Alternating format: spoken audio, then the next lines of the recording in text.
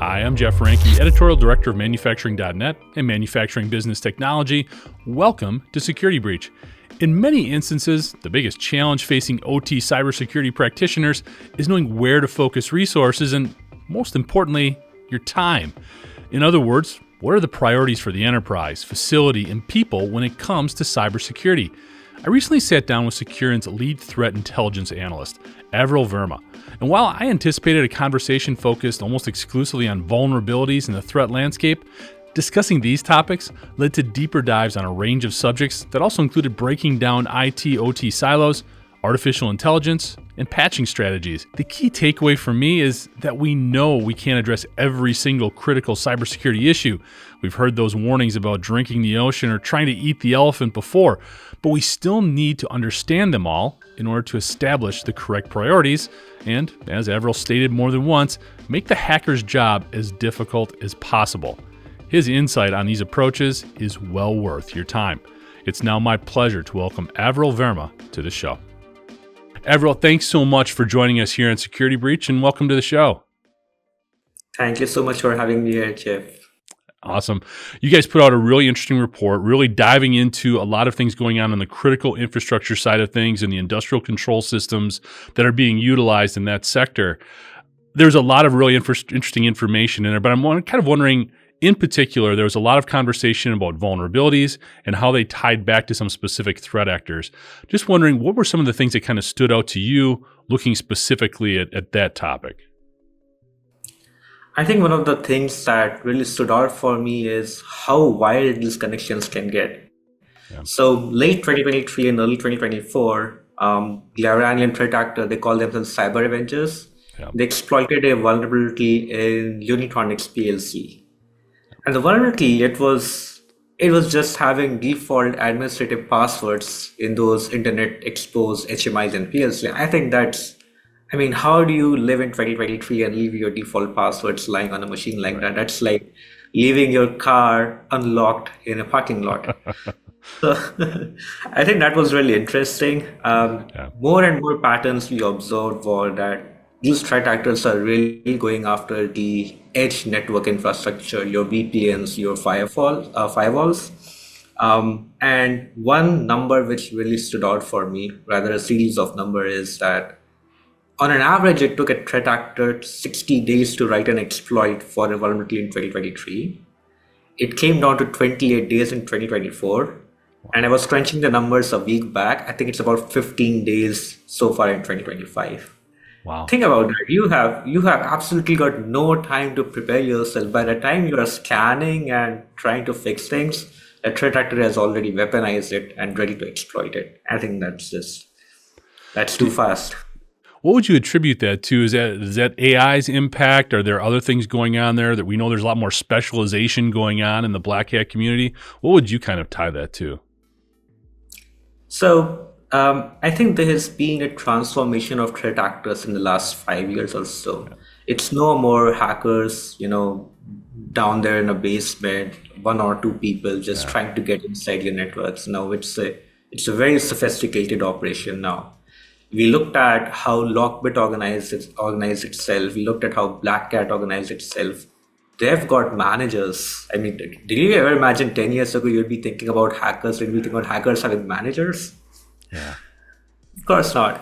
And then the state-sponsored activists or state-sponsored groups, they've also got a ton of resources. They're backed by the government, Chinese or Korean, to target critical infrastructure. So I think it's the availability of resources. It's the fact that they're a lot more organized. And of course, generative AI has definitely helped. Using your ChatGPT and everything else to write exploit code now is super easy. And by the way, if you don't know, there is a version of ChatGPT out in the dark web. It's called BadGPT and DarkGPT. This one is specialized to writing exploit code and exploiting breach credentials, etc. So yeah. It's amazing. The evolution of these groups is crazy. And there's a ton of stuff I want to dig into what you just mentioned there. First thing, we've talked about Unitronics a ton and that hack and the cyber avengers and things like that. What do you think have been some of the bigger takeaways on the good guys side? What do you think we've learned the most from that situation? You can't take any software in your inventory for granted. The fact that a software like Unitronics got exploited, typically when people think about security, they're looking after their VPNs, their firewalls, their servers and whatnot, right? You're probably patching your Windows and Linux machines first. You're really not thinking that a third-party software like MoveIt or your PLC software like Unitronics is going to be on the attacker radar. But there it is. So I think cybersecurity used to have this perspective of prioritizing the more popular vendor first. Yeah. That's not the case anymore. You really have to understand every vulnerability on its own. What value does it bring to the attacker? Doesn't matter it belongs to Cisco, doesn't matter it belongs to Unitronics or Microsoft. So that was something we learned ourselves as well, even in our vulnerability management program. We had to bring the attacker rationale in. Hey, is if I am an attacker, am I interested in this vulnerability, irrespective of what vendor it belongs to or how much of a presence it has in your network? And the answer is yes. A lot of these vulnerabilities suddenly come into your radar, which you were not previously looking into. Absolutely. You also brought up the dark web, and that's something in the industrial sector we've always attributed to other nefarious things that are going on. How would that have to do with us? But it's becoming more and more prominent. What is your advice to those in the manufacturing sector, in the industrial sector, critical infrastructure, in terms of getting familiar with and being able to understand a lot of this bad stuff that's going on the dark web? Hey, here's a warning to everyone. Don't think your data is not out there. It's already out there. I'm sorry if you think that all your credentials are safe, there is a very high likelihood that now someone has already got it. It's only about, are you a prospective target? Are you interesting enough for a threat actor to exploit you? Wow. So when we talk about building defenses, right, always take the assumption that you are vulnerable from all sides. Your information is there on the dark web already. The only thing you can do now is implement compensating controls. We talk about these things. These are very common practices, multi-factor authentication and rotating passwords on 30 days. These are very basic steps, but these are the things that actually work, So go to that route. And the second thing I would say is that you've got your profile out there somewhere, right? I mean, a threat actor is always looking at you and trying to see if you're interesting enough. If you work in the critical infrastructure, you especially need to be aware of this, because one of the most prominent attack vectors in our report, if you see, is leaked credentials. Who do these leaked credentials belong to? It's the professionals working within the ICS and OT infrastructure. So you have to be especially more careful, because it's not just your data anymore. Think about it. You're working in water utilities, you get compromised, your organization gets compromised, and suddenly there's a whole town which has not received water for 7 days. That actually happened. So that's another side of it. Yeah, it's crazy when we talk about all these different groups that are also popping up and using the dark web to communicate, whether it's the initial access brokers, the credential harvesting folks that you were just talking about. It is really frightening, the proliferation that has taken place here in a place that we're not really looking enough or looking more closely at. So it's definitely an area that we need to get better at. Another area that we want to get better at, and you mentioned it in the report, and by the way, we'll link to the critical infrastructure report that you guys put out. It was fantastic. A lot of great information there. But you brought about the legacy equipment and the legacy dynamics that are still involved in a lot of these critical infrastructure and really throughout manufacturing as well. The legacy ICS, the connection points, all of those things are still creating an issue. What are some of the things that you're seeing or saw in the report that really stick out to you that we need to address maybe as a priority going forward? So this is a tough one for every ISS industry, patching legacy hardware and software. Because unlike enterprise, wherein I take your laptop, I update the OS and we're done with it, that's not the case in OT. It's a very complex network. There's one machine which has 100 other machines dependent on it. And if you want to upgrade one, suddenly you have to think about how does this compromise that whole chain of network that you've got with other software and hardware going. So it's not easy. At the same time, if you look in that report, we've got a trend graph of per year, what is the average latency it takes for threat actors to exploit a CV. One of the things we observed was there were vulnerabilities going back to 2005, 2010, 2015, and they were getting exploited 5 years later, like 2015 CV and 2020. I'm thinking, wait, why is that happening? Why is a threat actor still looking at CVs from 2015, 2010? Well, the reason for that is they scan and they discover a lot of legacy software, and they look at that legacy software, they say that it's 10-year-old vulnerability. Wow, easy to exploit, because write an exploit for a 10-year-old CV is much more easier. There's a lot more information about it out there compared to a newer vulnerability. So it's definitely there on your attacker radar. So now it's a complex system is not an excuse anymore. You have to patch it. So I think that's where really what organizations need to do is you need to take your security professionals and your OT engineers, make them sit together, figure out a plan, figure out a strategy, because I feel like these two things are often siloed. Security does their own thing, OT engineers will say that we can't patch it. Well, you have to now. There's the evidence out there that it is getting exploited. Sit together, figure it out, right? Prioritize the ones that needs to be addressed. There are a lot of intelligence platforms which will tell you what needs to be addressed. Then go do it. No more excuses.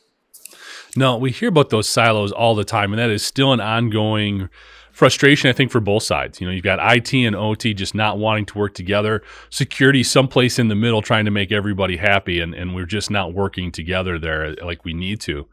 You bring up a couple different things, too, with the legacy technology, the first of which is patching. Like you said, we need to get everybody in the room and just agree on an approach. What are some things that you have seen work better when it comes to patching? Because we always have to worry about downtime and critical infrastructure and manufacturing, but we want to be safe. Is there a way to sort of serve both masters? Of course there is, right? For OT engineers, their biggest pet peeve is I can't patch everything, right? You have to be very specific. What do I need to patch? What is the downtime? What will be the impact on my overall system? And often IT and security cannot communicate that.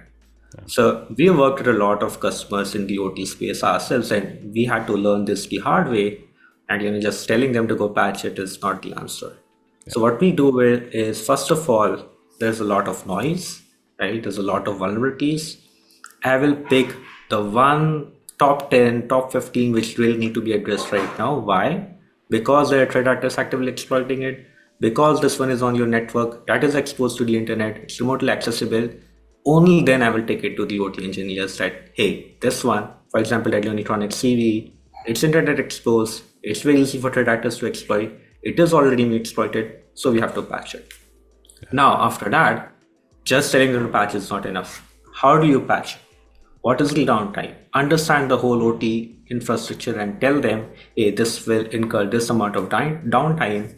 And then really it's about having a conversation whether patching is worth the downtime that you're going to incur. And there's no straight answer to it. There's no straight playbook that you can follow. It really is about having a discussion, because every OT infrastructure is unique. You don't know what the impact is going to be. So in my experience, working with different customers, a lot of times it really came down to try and implement the compensating controls first, right? So if you can't patch, then you have to have some compensating controls in place. There are firewalls, there is taking your devices off the internet, making sure they're not remotely accessible, put them behind a VPN. So those controls are much more easier to implement, and they provide you the same level of security as patching would. So that's the way forward in those cases. Yeah, what it feels like to me is we've found ways to be proactive with maintenance procedures. We know that we can be a little bit predictive, and we schedule those things into the workflow. We need to do the same thing with these patches. And it starts with, like you keep talking about, we need to get everybody in the room agreeing on the right way to go about doing these, and just setting up some SOPs to make it work. Manufacturing's always been good at that, so I'm optimistic we can figure this out once we get everybody talking. I want to talk a little bit about your company as well, Aviral. Maybe you can tell us a little bit more about Securin and the things that you guys are doing to help support industrial cybersecurity. Oh, yeah. So, by the way, I am the Vulnerability and Threat Intelligence lead at Securin. I've been at Securin for about 3.5 years. What we do here is that we provide proactive defense solutions to companies. What this means is we do attack surface management, risk-based vulnerability management, and penetration testing. So the attack surface management piece gives you the attacker's point of view. the attack is not sitting inside your network. There's always outside your network 99% of times. What are they seeing? What are the vulnerabilities they see? What are the misconfigurations they see? We bring that to our customers' purview. Hey, this is what the attacker is seeing. And by the way, there's also the fact that a lot of our customers really don't know what their attack surface is like. Think about it. A large organization, they really don't know all of the times how many of their machines are exposed to the internet. It's so complex. So shadow ITs and the discovery piece. Then after that, you can't patch everything like we said. So we really have to determine the patching protocol by risk. How much of a risk this vulnerability is to your environment. And by the way, I'm not talking about C versus scores, but the risk actually is different from severity. So it's more about how you specifically are impacted by this and how threat actors are leveraging this. That determines your remediation protocol. And then finally, validation. After you feel you have built up your defenses, let our penetration testers come and have a go at you. Make sure that everything you have put in place works. Everything that you have put up for your defenses is actually the barrier which our pen testers cannot cross, and that is how you know that you are safe from most of the threat actors that are out there. Yeah, absolutely. The attack surface management, I want to dig into that a little bit more because that's just an ongoing challenge.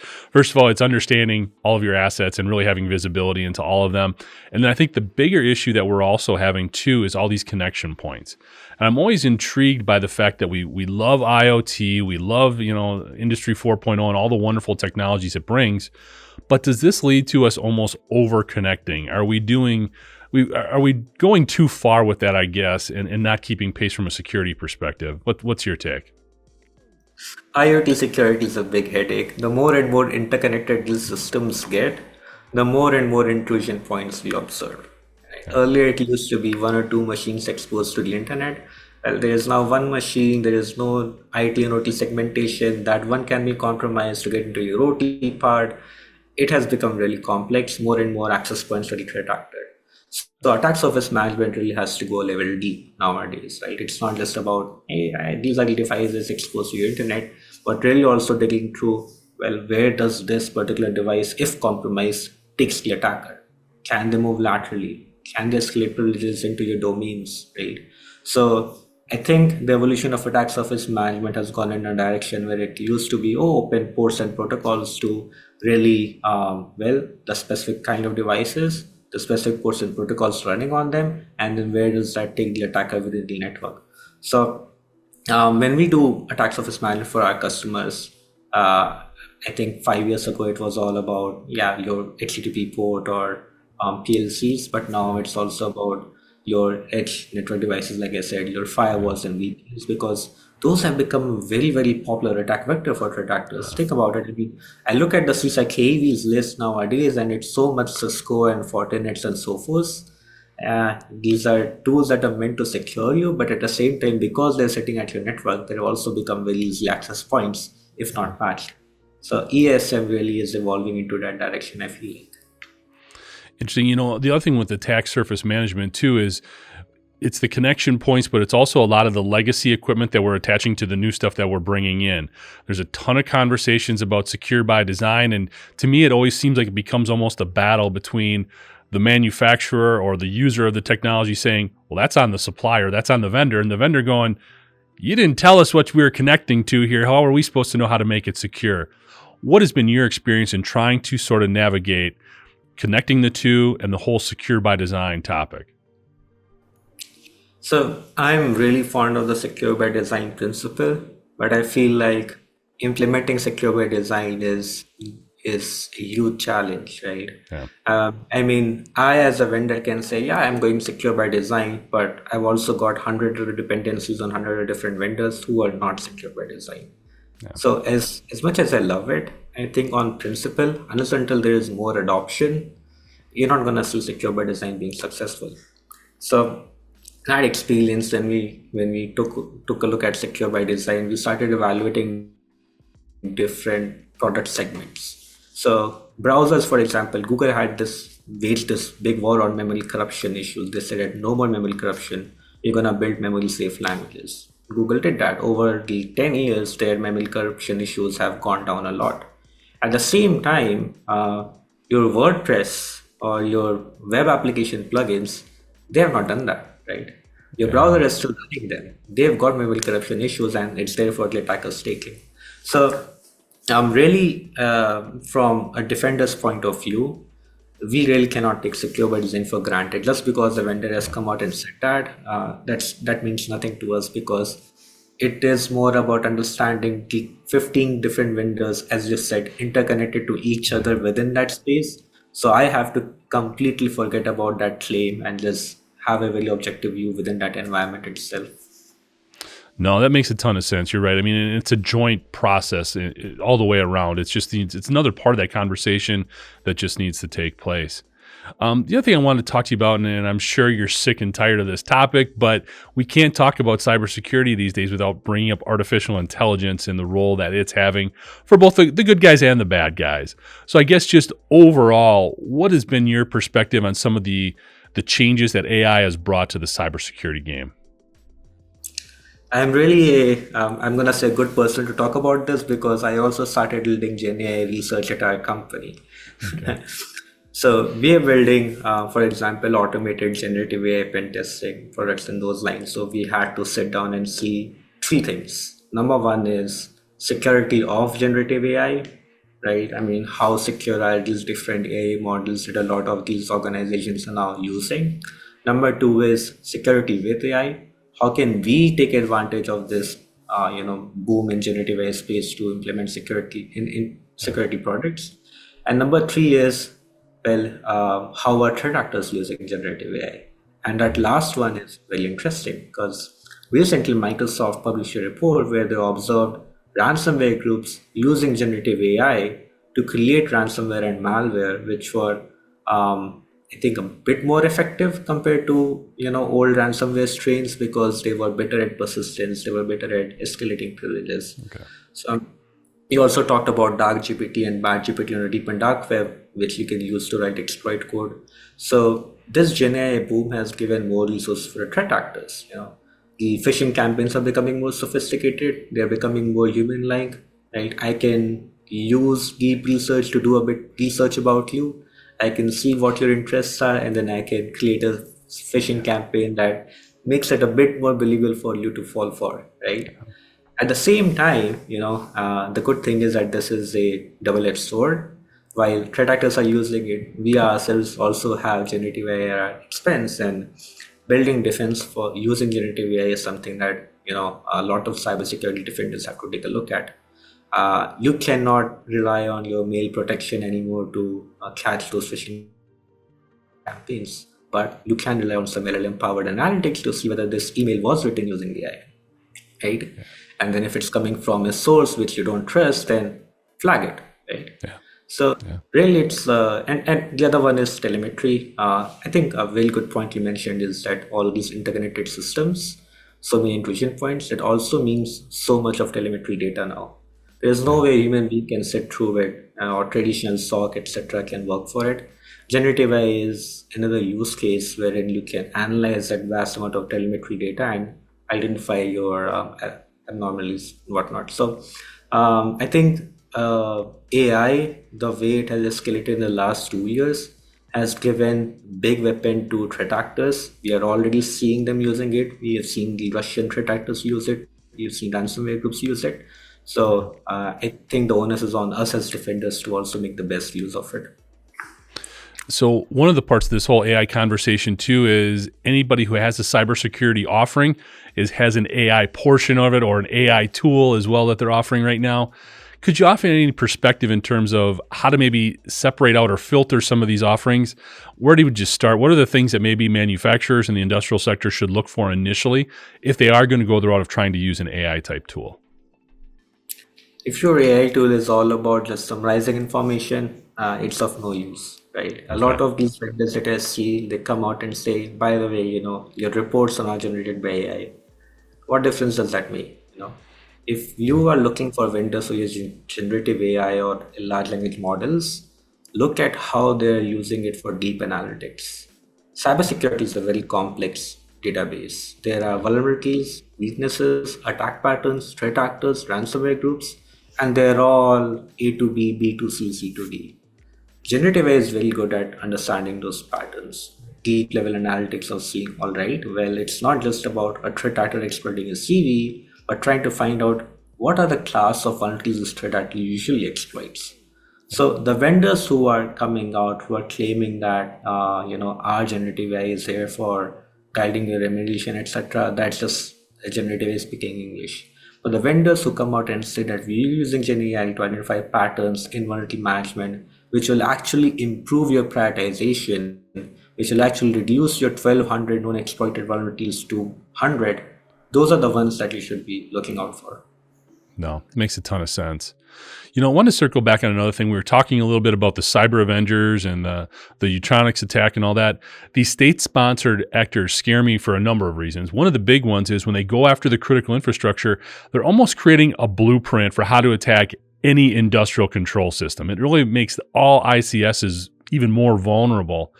I guess, what is your take in terms of the role that these state-sponsored activists could play beyond just their initial targets and going further into and creating other cybersecurity issues throughout manufacturing, for example? I think I'm going to take the example of Salt Typhoon, the Chinese state-sponsored group, which was very popular in, I think, end of 2024 because it compromised AT&T, T-Mobile, Lumen Technologies in the communications sector. Now, Salt Typhoon claimed they got data on 1 million individuals, and a lot of those were within the Washington, D.C. area, high-profile targets and politicians. So for them, that data is currency. They will take it, they will probably use it for other purposes, but they also put it out in the deep and dark web for others to use. Now, a threat actor, for example, Alfie or Black Cat, who are financially motivated, have got information on some really high profile targets working in critical infrastructure industries, right? So these state-sponsored actors, they are stealthy, they are sneaky, they establish persistence, they exfiltrate data over a long period of time. They're not noisy. They're not here to just encrypt and then take your ransom. They exfiltrate a lot of sensitive data. And the worst part is they put it out there for others to use as well. And that's why your deep and dark web credential intelligence keeps on expanding to an extent where it's becoming very difficult to manage. So I think that is one thing I dislike about state-sponsored activists a lot, because then us as defenders, it becomes very problematic for us because we know that as soon as that attack happened, all the information is out there for a ransomware group like Medusa or Black Cat to see. And I think we also saw evidence of it when we saw a lot of organizations in 2024 being consecutively attacked by multiple threat actors. One would come in, take the ransomware, leak a lot of sensitive data, and by the time they put up their defenses again, another one has compromised because they had access to that sensitive data. Right? So, yeah. The interwoven dynamics that are becoming part of the hacker community are very scary, and it's another thing we have to do in terms of getting into some of the areas that they're talking to understand what they're saying. This has been great, Aviral. Just a ton of great information that we've been able to put out there, sort of wrapping things up a little bit. Are there any other big trends or evolving sort of dynamics that we should be aware of that we might be hearing more about in the next year and a half? I think we discussed a few of them, IoT being one piece, and IoT plus AI being another one, by the way. Right now that you have Internet of Things, you also have Internet of Things with AI in it. You're giving your central AI access to a lot of hardware and software and devices. And honestly, I don't think anyone has really taken a hard look at generative AI security and established for sure that, yes, this is 100% secure to maintain or operate in critical infrastructure. The ease with which you can manipulate Grok or ChatGPT into saying something or doing something it's not supposed to do, if you take that and build it as the core of your critical infrastructure within your IoT network, imagine the possibilities the attacker can have. I think a great example of that is MCP servers. It's Model Context Protocol servers, which gives AI the ability to run tools within your system, do a web search, run Python programs and whatnot. Who's to say that Python program that server is running is not malicious? It's not exfiltrating information at your backend and sending it to a threat actor. People are really excited to use these tools, but at the same time, have you really taken a hard look at its security? Probably not. So in critical infrastructure segments, adoption of AI first and foremost thing has to be that you have to evaluate AI security itself. That's a trend to look forward to. As more and more these adoptions come into play, how does security keep up with AI? And the other piece is, I think, and this is my controversial take, I think we have to stop trying to go after human beings as the weak element. They're always going to be the weak element within the organization. Stop your phishing awareness trainings. You cannot train your human being to be 100% phishing safe. Instead, the trend has to move towards not making a human piece resilient, but your system resilience. Right? A lot of these organizations, for the name of their cybersecurity program, is a couple of phishing awareness trainings once a quarter or twice a quarter and whatnot. Right? Yeah. It doesn't work. That's not an excuse. Yeah. If you have to invest in human, I think we're gonna see more investment in security leaders, security professionals, right? And less about your phishing awareness and whatnot, because those are very easily compromised by AI nowadays. Yeah. So that's my take. Where the industry is headed, first of all, is AI plus IoT is one to look out for, right? Be very careful. And the other one is that invest more in, if you're going to invest in human resilience, then invest more in security professionals rather than trying to make your human beings phishing safe. No, really interesting take there, especially, and I think the dynamic of making sure those AI tools are secure before you implement them is a great point. It's sort of the double-edged sword of anything that's open source. If you can get in there and how to manipulate it for the good thing, somebody's going to be taking the other route as well. And we've seen numerous examples of how it can be manipulated and do all sorts of crazy stuff to mess with data. And I think you're right too. When it comes to the human element, we're always going to have people involved in our processes. They're always going to make mistakes.